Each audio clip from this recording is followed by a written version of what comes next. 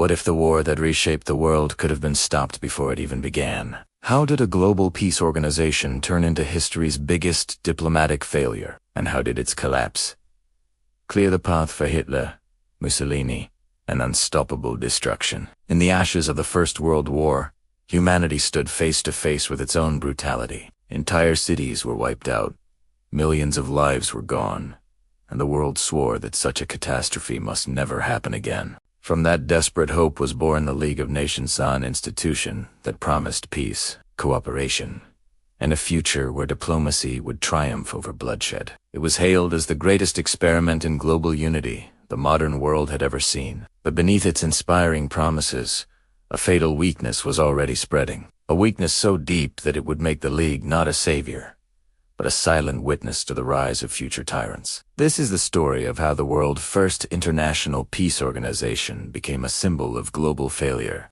and how that failure opened the gates to the most devastating conflict in human history. The world had just survived the deadliest conflict it had ever witnessed. Nations were exhausted, families shattered, cities turned to dust. And in that moment of global heartbreak, people truly believed that humanity had learned its lesson. So when a new organization rose from the ruins, promising to guide the world away from war, many saw it as the final, fragile hope for peace.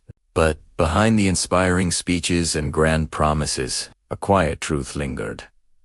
The system meant to protect peace was weaker than anyone dared to admit. Picture the wreckage of Europe in the early 1920s. Smoke rising from broken buildings, children walking through silent streets, veterans returning home with haunted eyes. Against this backdrop, the world gathers in Geneva to build something extraordinary. Delegates arrive as symbols of unity, shaking hands, posing for photographs, declaring that war will never again decide the fate of nations. Their confidence fills the air like a bright dawn breaking over a dark night. But just beneath that glow, the cracks already exist. The new organization has no army, no enforcement, no binding power. It relies not on strength, but on goodwill, the same goodwill that had already failed to prevent the Great War.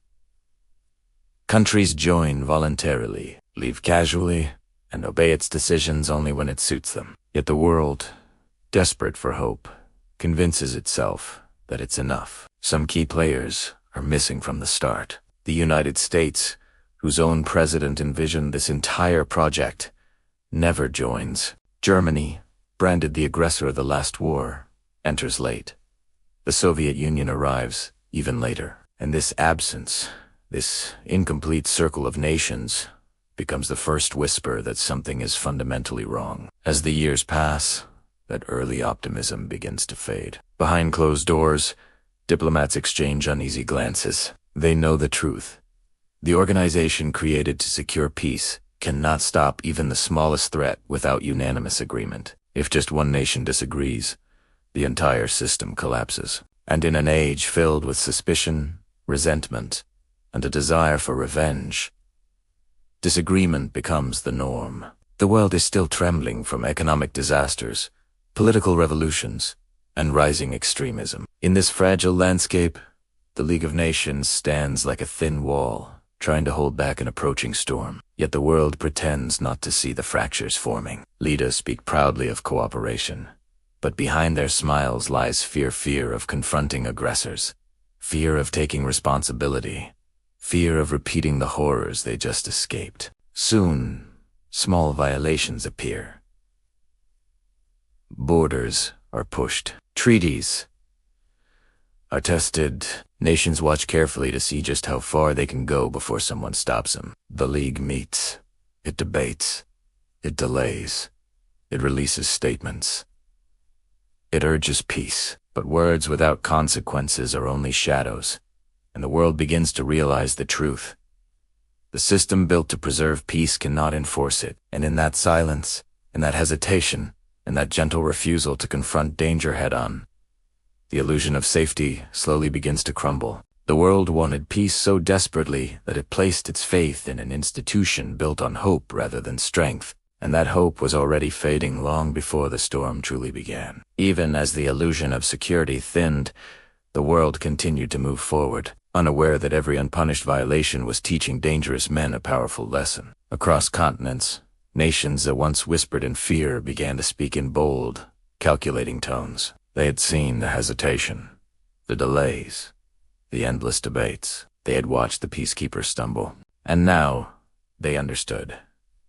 Opportunity favored the ruthless. We're now in the early 1930s, a world wobbling on unsteady legs. Economies have collapsed, unemployment lines stretch endlessly, and political desperation fuels the rise of radical voices. Crowds gather in the streets, shouting for solutions, for strength, for leaders who promise to restore national pride. In Tischau's new regimes rise not quietly, but with loud defiant ambition. Japan acts first. Its armies sweep into Manchuria with chilling efficiency, seizing land and resources in a sudden strike that shocks the world. Smoke drifts above Chinese villages, soldiers march through conquered towns, civilians run in fear. The organization responsible for peace condemns the invasion, calls for negotiations, and forms committees. But the aggressor does not flinch. Reports are written, methinks speeches delivered, yet the Japanese soldiers remain exactly where they stand. This becomes the turning point. The world watches, holding its breath, waiting for the peacekeeper to show authority. But nothing changes. The invader simply walks out of the room, withdraws from the League entirely, and continues its conquest openly. That single gesture of departing delegate stepping out of the assembly echoes louder than any speech. It tells the world that power now belongs to those willing to take it. Others were watching. Others were learning. In Italy, Mussolini dreams of a new Roman Empire. Inspired by Japan's success, he seeks his own theater of domination. Soon, Ethiopian skies filled with the shadows of Italian aircraft. Gas masks appear on civilians, villages burn, and desperate appeals for help pour into Geneva. The League reacts again. It condemns. It debates. It imposes sanctions. But the sanctions are weak, incomplete, designed to inconvenience rather than truly punish. Oil, the lifeblood of Italy's war machine, is left untouched. So Italy continues, undeterred. The world's faith diminishes further. Nations begin to wonder whether the League's promises were ever real, or simply comforting illusions meant to ease the pain of an earlier tragedy. Every failure becomes a lesson, every delay a signal, and every unchallenged act of aggression a step toward a darker future. The world is no longer drifting into danger, it is accelerating. As the 1920s had unfolded, the League of Nations stood proud on paper, yet powerless in practice. It had no army, no real authority, and no way to punish nations that defied its rules. And slowly, the cracks began to show. When Japan invaded Manchuria, the world waited for the League to act. It hesitated. It evaded. And in the end, it did nothing that mattered. The message was clear. Powerful nations could break the rules without consequence. Others were watching. Italy saw it. Germany saw it. Dictators rising from the ruins of economic chaos saw that the League was not a shield, it was a shadow. And in that shadow, ambition grew bold. Sanctions came too late. Negotiations solved nothing. Agreements were violated again and again. Yet the League clung to hope instead of taking action. The world wasn't drifting toward war, it was marching straight into it. While the organization meant to stop it stood frozen, terrified of angering the very nations threatening peace. By the time Hitler began rearming Germany, remilitarized the Rhineland, and tore up the Treaty of Versailles piece by piece, the League had already lost all of its credibility. Its failure became the fuel for aggression, and its silence became the soundtrack of collapse. The world had built an institution to preserve peace, but had forgotten to give it power. And in that critical weakness lay the seed of the Second World War. This is not just the story of a failed institution. It is the story of how peace, when left unprotected, can be utterly destroyed by those who seek power at any cost. It's a chilling reminder that goodwill and good intentions are not enough to stop those determined to plunge the world into darkness. Thanks for watching. If you found this story compelling, please like this video and subscribe for more deep dives into history's most critical moments. As crises erupt across the globe, Germany watches, not with alarm, but with the keen eye of a strategist. It observes the world's hesitation, the deep-seated fear of conflict, and the desperate hope that peace can be maintained at any cost. It sees aggressors facing no real consequences for their actions. And in this shadow of global uncertainty, a new power begins to rise from the ashes of old humiliation. Treaties are violated, yet remain unenforced. Rearmament begins in secret, then flourishes in the open. Speeches grow sharper, crowds larger, and ambitions louder. All the while, the international peacekeeper, clinging to the belief that diplomacy alone can tame the tide, issues warnings without punishment. But each warning is ignored. Each violation grows bolder. The organization speaks of peace, while dictators speak of destiny. The contrast is stark, impossible to ignore. The world is transforming. Smaller nations lose their trust in collective security. Larger nations become cautious, then divided, then openly skeptical. Allies fail to act together. Some are paralyzed by fear of another war. Some see an opportunity for personal advantage. Others simply hope the storm gathering on the horizon will somehow pass them by. But storms don't just pass. They build. As rising powers discover that the guardians of peace have no teeth, they stop hiding their intentions. They stop fearing consequences. They stop pretending to respect the fragile system meant to restrain them. They move forward, driven by ambition and emboldened by the world's silence, confident that no one will dare to stop them. Soon, the world finds itself on a narrow bridge, precariously balanced between a fragile peace and an inevitable conflict. With every passing year, the footsteps of the rising powers grow heavier. What began as isolated acts of defiance has now become a patina. Patina peacekeeper cannot break, and one the aggressors can no longer resist. The momentum that once leaned toward stability now swings violently toward chaos, and no amount of diplomatic language can slow it down. We see Germany in the mid-1930s. Factories, silent for years, roar back to life, but they aren't making goods for civilian prosperity. They are forging weapons, tanks, and aircraft. Armies of workers file into massive steel plants as smoke towers rise over newly energized cities. The world sees this. Reports are written, envoys travel back and forth, and warnings are issued. But the peacekeeper's voice is just a whisper against the deafening sound of machinery building an army. Its words, once meant to inspire unity, now echo in a world growing deaf to the call for peace. Then, defiance becomes open. In a symbolic act that shatters Europe, esse fragile balance German troops march into the Rhineland. This is a direct violation of the treaties that ended the last Great War, a bold challenge thrown at the feet of the international community. The soldiers cross the bridge, at first slowly, unsure if the world will react. But when they realize no one is coming to stop them, their pace quickens with confidence. Cameras capture the scene. Citizens cheering, flags waving, military bands playing triumphant anthems. Back in the assembly halls, the peacekeeper debates, compares documents, and searches for a compromise. But the moment has already passed. The aggressor has tested the system and discovered its fatal flaw. The guardians of peace are unwilling to enforce their own rules. The silence that follows is the final confirmation. The world's shield is hollow. From that moment on, everything accelerates. Austria is next, absorbed in a whirlwind of political pressure and military intimidation. Again, the world watches. Again, diplomacy stumbles, and again, the peacekeeper expresses its deep concern but takes no action. Every time the world fails to respond, it sends a clear signal to those hungry for dominance. The path is open. The way is clear. We then move to Munich, where leaders gather around polished tables, desperately hoping to resolve the crisis through negotiation. Their faces show a desperation disguised as confidence.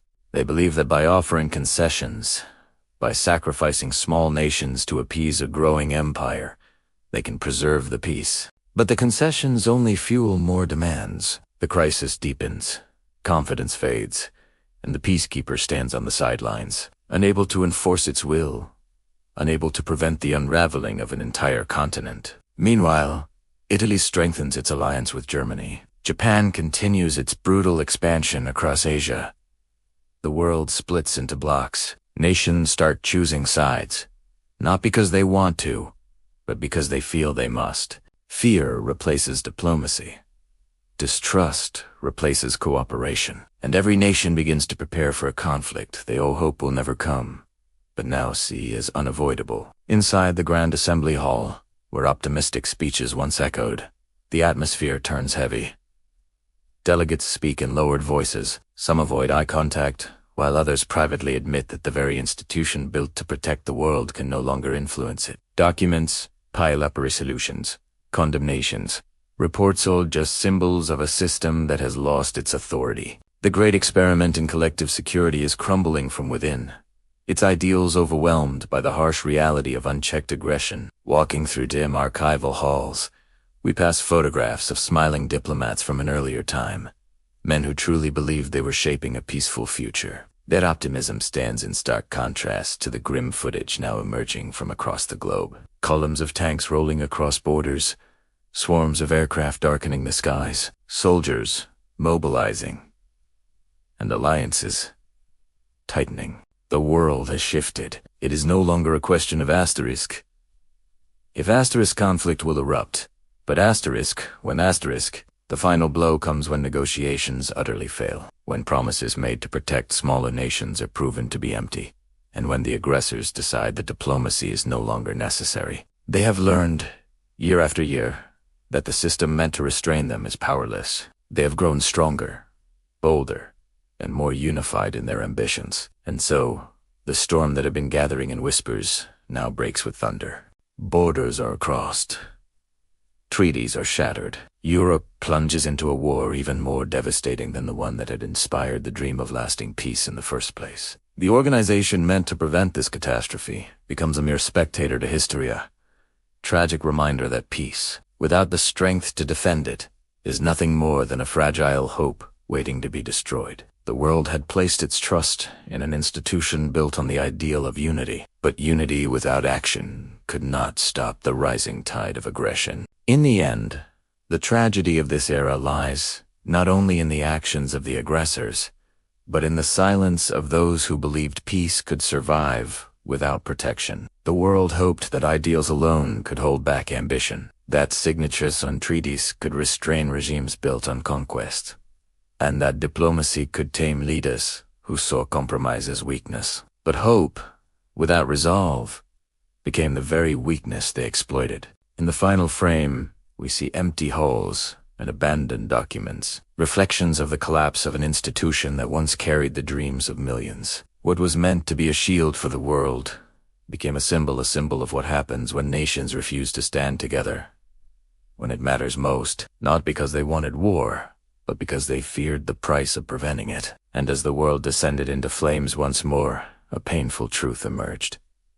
Peace demands more than just promises. It requires courage, unity, and the willingness to confront danger before it becomes unstoppable. The organization built to guard the future possessed none of these when its greatest test game, and so the storm swept across the globe, reshaping borders, rewriting history, and claiming millions of lives. Only later, in the ruins of that second catastrophe, would the world truly understand the cost of hesitation. Only then would it realize that peace is not preserved by avoiding conflict, but by standing firm against those who seek to destroy it. And so, the failure of the League of Nations became more than a historical event. It became a warning carved into the memory of humanity, a warning of what happens when good intentions meet unchecked aggression, and when the dream of peace is left unguarded in a world still learning the consequences of its own silence. Thank you for watching.